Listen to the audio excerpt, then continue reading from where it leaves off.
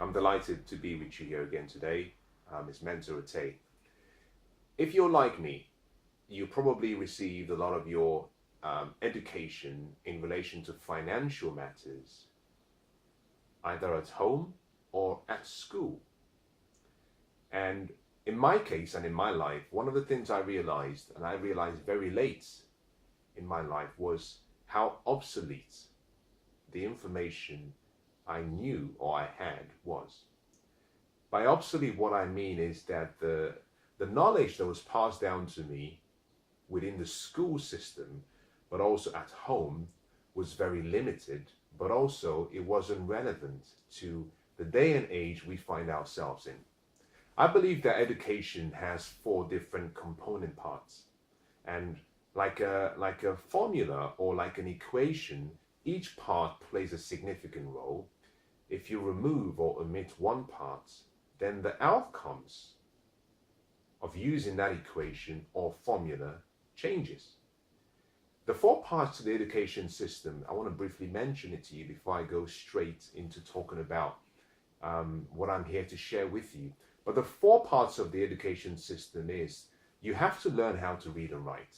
We talk about basic education, very basic. How do you read? How do you write? So the fundamental stage, like a baby learning to walk, a baby cannot just be born and start running or walking. A baby has to start by crawling. So at the foundation level is your ability to read and write, fundamental. The second, which is quite important, is the professional education. Now, the first is academic. You're learning how to read and write, very basic. The second is professional education. And this is where you start to learn a few more specific subjects about an area of interest, perhaps medical sciences, maybe engineering, maybe you want to learn about architecture, maybe you want to learn about law, or financing. Now you're going into the professional level of learning, where you're specifically choosing the subjects that will be useful to what you're trying to become. The next 2 parts of the education systems are the areas that I believe are lacking. The third is financial education. Financial education. And the reason it's important is because all of us will use money at some point in our life or the other. We all get to use money, and it somehow baffles me that we don't really make a study of money. We haven't really been taught the purpose for money, how to use it, how to spend it, how to invest it, and how to exchange it, how to use what we have to get what we want. And the final part of the whole education system is what I call personal development, which is what I'm sharing with you right now. You know, how to set goals, how to manage your time, how to develop your passion, just what I call life skills. You know, how to develop a positive mental attitude, skills you need to be able to thrive in your personal and also in your work life. And the reason is because in the day and age we live in now, there is really no difference between a personal skill and a professional skill, from the basis of you equipping yourself with what you need to thrive. Now, by skill, I'm not referring to professional skills. I'm referring to skills such as how do you get along with people? How are you good at keeping your time? Are you good at following a checklist? Are you good at following instructions? Most people get fired from work, in the majority of the cases, for personal reasons. For personal reasons, rarely professional. We're not talking about the technical aspect. We're talking about just really personal reasons. So your personal life skills are very important because you use them at work. And the last 2 education really important ingredients are rarely taught. And what I want to talk about in the next few minutes is just an element of the financial education aspect, because earlier on I was trying to capture some thoughts in a book I'm writing, or rather I'm finalizing. Should be out in a couple of weeks. But as I wrote the chapter of the book, a thought came into my mind. The thought that came into my mind was the word single point of failure. Now, what does that mean? In engineering, or in most, perhaps other professions, now I'll use engineering because I understand engineering, but in engineering or systems design, or even IT, there's something called a single point of failure. To make it very simple and very basic, it means that that you have a bottleneck. You have a very high chance that in the event of a failure of a system, in the event of a catastrophic or unforeseen failure, that the whole system, the whole network will come to a standstill. It will stop to function. So in designing engineering systems, in designing IT systems, in designing buildings, one of the most important things most engineers or most technicians will do will be to sit down and ask the question, what is the purpose for which this system is being designed to be used for? Because the purpose for which it's being designed identifies whether there are any business critical requirements. And if the answer is yes, then what you do is you put in what we call a redundancy, or an extra support system, in such a way that if the first system failed or were to fail, the backup supply, the redundancy supply, can still support either the entire infrastructure or a portion of the infrastructure, perhaps the critical areas. What does this have to do with financial education? Well, I'm glad you're asking that question, or you're thinking about those thoughts. We've been taught for so long that the model, the pathway to follow, is to go to school, graduate from school, and then find a job somewhere. We work in the job, or we save in our pension until we get to the age of 65 or thereabouts, and then we retire. And then once we've retired, we can now enjoy the good life. That was a piece of advice, which may have been quite okay back during my father's times, the really back in the day, 1970s, early 70s, it would have been okay. But in the last 30 years, that piece of advice has been obsolete. The trouble we have is that a lot of people are still living based on that piece of advice. So we have what we call jobs. Someone once said, what is the definition of a job? It means just over broke, which is kind of funny. But we all have, if you're an adult, most people are trained from a young age, we're almost brainwashed into being a servant in a job. There's nothing wrong in serving. Let me make that very clear. I believe in that the greatest person amongst all of us should be the servant. If you want to be the leader, you have to serve. And I believe that true leadership is servanthood. But we're talking about something different right now. We're talking about you being brainwashed into the dependency on a job. And for many of us, we have one job. The problem with a job is that you have no leverage. That simply means that you have to exchange your most important asset, which is your time, for compensation. You get paid if you show up. When you show up, you have to give your energy, you have to give your focus, you have to give your attention, you have to give your wisdom, your knowledge. You have to give everything you have, which means that the job requires all of you, including your presence. There is no leverage. That means you have a single point of failure.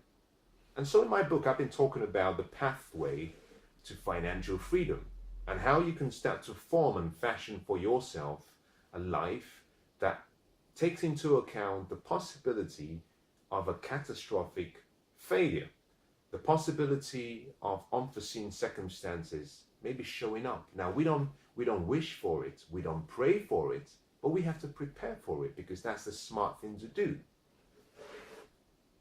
I'll ask you a question. What would happen if, for example, you became critically ill for whatever reason? If you're a bit clever or smart with your words, you might say, well, I have insurance. But that in itself is not foolproof because you have to read the blueprints and the small prints in your insurance policy. It doesn't cover everything. But in addition to that, it doesn't cover every possible scenario. But let's just imagine that you were to perhaps become quite ill and you couldn't work any longer. What happens to your family? What happens to you? What happens to your dreams? What happens to your livelihood? What happens to your lifestyle? What if you became ill, maybe for a short period of time? What would happen to the family? What happens to you? What happens if the job is no longer available? You're made redundant. You see, all of these scenarios identify a single point of failure. It means that you have no other sources of income. And so, one of the most important things you have to start thinking about for your future is how to create and generate multiple sources of income. Now, these sources of income have to be passive income, or what I call investment income. Let me explain that. When you get paid, we call that ordinary income, which is income based on the exchange of your time. The whole purpose of work is for you to be able to develop some of your skills, so you can develop some and generate some income so that you can take that income and put it to use. You want to start putting whatever you're earning now into use. It's like putting overalls on your money and let your money start working for you. To generate passive income or investment income, you must have saved and then invested what you have saved into what we call an asset, but also an asset that creates positive cash flow or income. That way, you have allowed yourself another means or method through which you can still sustain maybe a part of your entire life, which in this point we will call it a system. You can still support a part of the whole system, maybe not the entire network, maybe a part of the system in the event of a failure. So one of the most important recommendations I would give you today is I would love you to start thinking about the future. I want you to stop worrying about and stop thinking about security in your job, because we know that there is no security in life. I want you to start thinking about developing your wisdom and your financial education so that you can start to take educated and calculated risks when you see the opportunities around. But also I want you to start thinking about how you can start generating passive income for yourself. And this is income you can generate by doing nothing. This is income that whilst you're sleeping is working for you. You know, whilst you're out, even working at work, it's working for you. To do this, like I said, you simply have to create assets or buy investments that pay you what we call almost a salary on an income on a monthly basis consistently. That will get you from a place of having one single point of failure to having one or two or multiple sources of income. To rely completely on the job in this day and age, considering the climate we live in, considering the potential for possible unforeseen issues, is not only ludicrous, I think is almost suicidal. And anyone who has a family that depends on them has a responsibility to ensure that they're able to provide for their family even when they're not around. Now, you could be earning a very good income, but what happens if you die? What happens? We're not hoping for it, we're not praying for it, we're not wishing for it, but what happens to your family in the event of your demise? Do they go back to the streets? Do they go back to, collecting handouts from the government? Of course not, because that is something that you never would have wished for them if you were responsible to them and for them. So my encouragement to you is this. I want you to take some time and start asking yourself a number of questions. The first question I want you to ask yourself is this. What is my monthly expenses every month? That's the first question. Now, that expenses will be based on your lifestyle right now, because your expenses would include your liabilities, but also your expenses would also include perhaps some of the debts you have, but also your regular monthly allowance for sustaining yourself, travel, grocery shopping, food, shelter, maybe just the basic things. But also it would include what we call part of your luxury lifestyle, your wants. We have your needs and we have wants. Your needs deal with your necessities, the basic things you need: food, shelter, housing, and maybe some, really, really important extra items. Your wants, on the other hand, deal with some of your luxury items, some of the things that are nice to have, but if you were to lose them, you still be able to survive and you'll still be happy. So ask yourself the first question: what is my monthly expenses right now based on my current lifestyle? Number two, if I were to eliminate the unnecessary wants and I were to stick to just my needs and maybe one or two, occasional ones, because you still want to be able to live normally. You want to still maintain a certain level of lifestyle.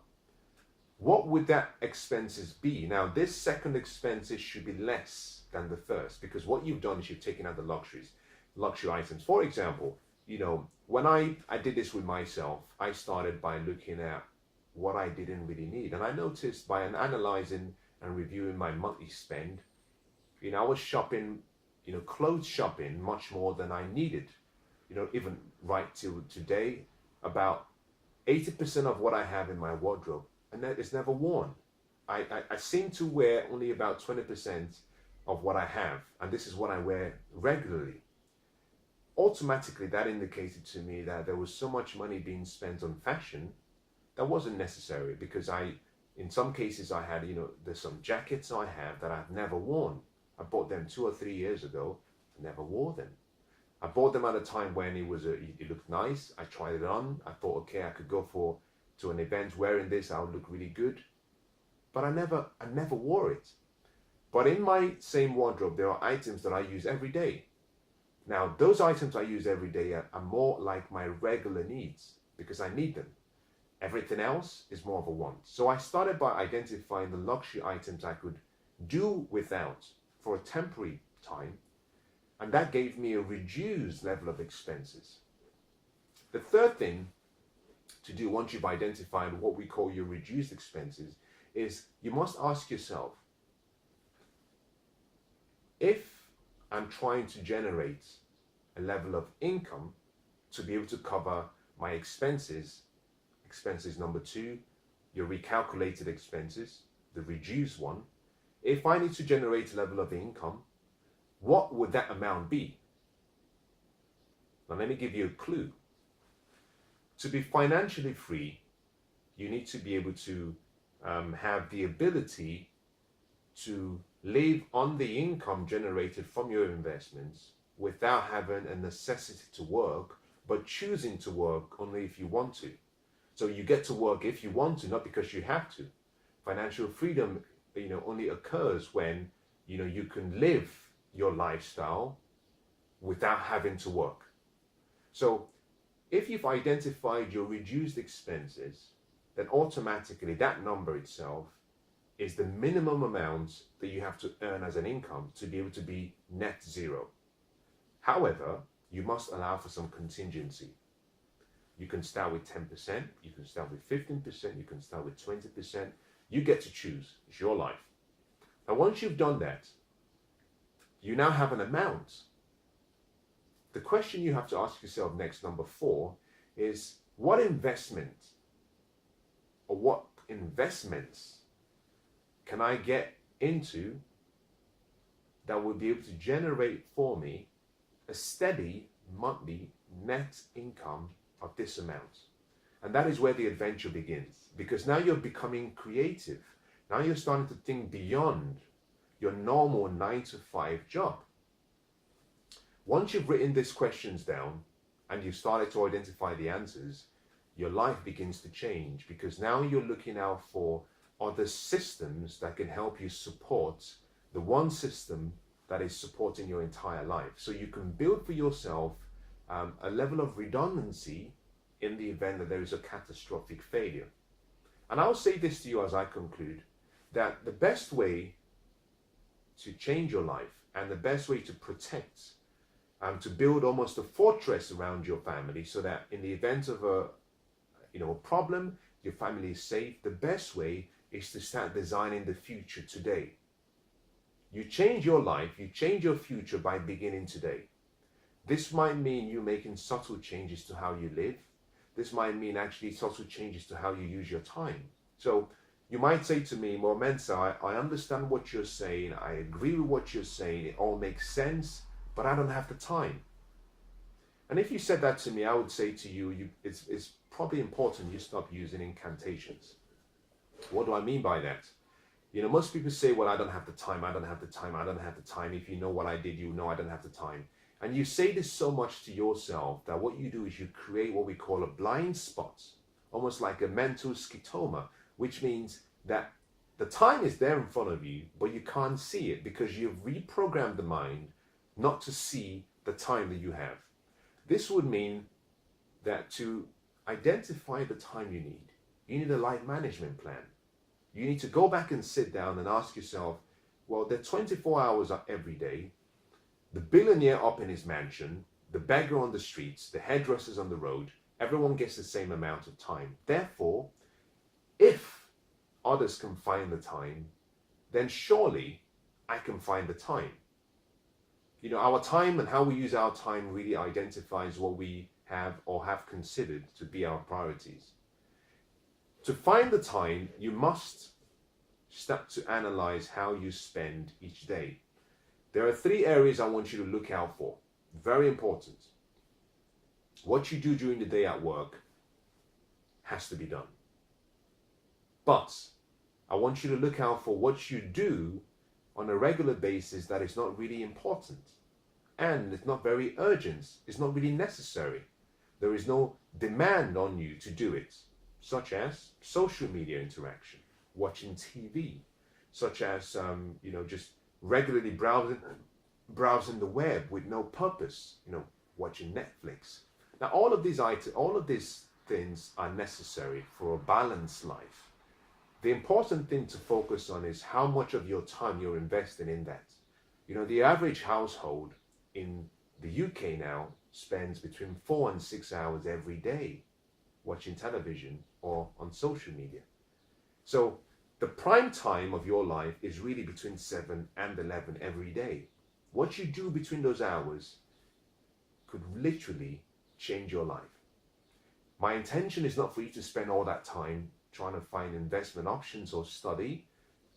I just want to challenge you and stretch your thinking by asking you to consider what you could potentially do, how you could potentially start to build that future you want if you decided to invest maybe half an hour every day between the hours of 7 and 11, and maybe half an hour during the weekend to start reading, to start studying, to start acquiring the wisdom, to start looking out for investment options to help you build the fortress of protection around your family. You see, how you use your time decides who you become. If you were to take a poor person and a wealthy person and you brought them together, it would be easy for you to understand why each of them have the lifestyle they have. You see, the poor people or average people in general have very little value for time. Wealthy and rich people, on the other hand, and productive people, high achievers, put a very high value on their time. And so they use their time differently. They see time as not just the passing of the clock or just something connected to an emotion or experience. They see their time as something being very valuable, something that can create a product or service that can generate, understand this, that can generate a level of income to free them in the future so they can spend their time doing what they enjoy doing. See, the difference between people is what they do daily. What you do daily decides who you become. Wealthy people, high achievers, leaders, the movers and shakers do consistently what the average population do occasionally. And part of the whole point of this whole explanation is this. by delaying gratification, by almost sometimes disciplining yourself to channel some of your time every day towards creating this greater future you want, what you might find is that over a 4 or 5 year period, through discipline, you end up buying back for yourself almost 40 years in the future. Now, you might say, how is that really possible? Well, you probably have to listen further, because I'll be doing a series or a session where I show you a step-by-step guide to achieving financial freedom. But let me just share this last statement with you by saying this. Everything matters and everything counts. It's possible for you to invest an hour every day of your time, and over a 2 or 3 year period, you learn, you study success, you study wealth, you study the lifestyle, you study the habits, you study the behaviors and the beliefs of people who have achieved the level of greatness that you aspire to achieve. After studying, it's possible to spend maybe another year adopting some of these philosophies and principles and ideas and start implementing it in your life. And within a space of less than 10 years, you can start generating a lot of income from your investments in such a way that you no longer have to work. And therefore, you can quit your job and live the rat race and literally spend the rest of your life doing what you want to do. Now, I can talk about this from experience because I've applied this into my life, and I retired at the age of 33. Now, interestingly, I retired on the same year within a 2-month difference from when my father retired. The difference was that he retired at the age of 65, I retired at the age of 33. So technically, assuming that I will be given long life, which I hope, I had bought myself back 32 years from the system, which meant by disciplining myself for a 6-year period, which is what it took for me to go from 0 to being free, by disciplining myself for 6 years, I had bought back 32 years. That is almost 5 times the amount of time needed. But it all started with me understanding the principle of a single point of failure. It was something that I thought about one day, and I said, well, if something happens to me, my family is going to be in trouble. I am going to be in trouble. So I need to start building into my future a level of redundancy. And as soon as I started really small. As soon as I started to generate some income, and it became exciting because I was using my creativity. And the more I did more, the more I noticed that I started making part-time more than I was making in my full-time job. And that is really where the magic comes in, where you can say, wow, I started part-time. I was earning maybe half of what I was making in my full-time job by doing it part-time. And then suddenly I'm making the same amounts as my full-time job. And now I'm making much more. And guess what? I don't have to work. The money is working for me. My investments are working for me. And at that point, you can wipe your hands clean and say, I'm out of the rat race. Now I can spend the rest of my life doing what I love to do, following my passion, my purpose, spending quality time with my family, building relationships, building families, and having an exceptional life. So as I conclude, I will say to you, I want you to do something for me today. I want you to take some time out and ask yourself the question, do I have a single point of failure in my life, in my job? Whether you're married or you're not, this is a question you must ask yourself as an individual. Yes, you may be married. Yes, perhaps if you're married, you might say, well, there's another source of income. But technically, it doesn't count. It doesn't count because you're responsible for your life and you're responsible for the family, whether you're the breadwinner or you're not. 2 people in a family doesn't mean you have 2 points. You still have a single point of failure because it's still a job. The only time you get levels of redundancy is when you go and you acquire other income streams that do not require the investment of your time at the same level as a job. Now, I hope that's been useful, and I want to wish you the best.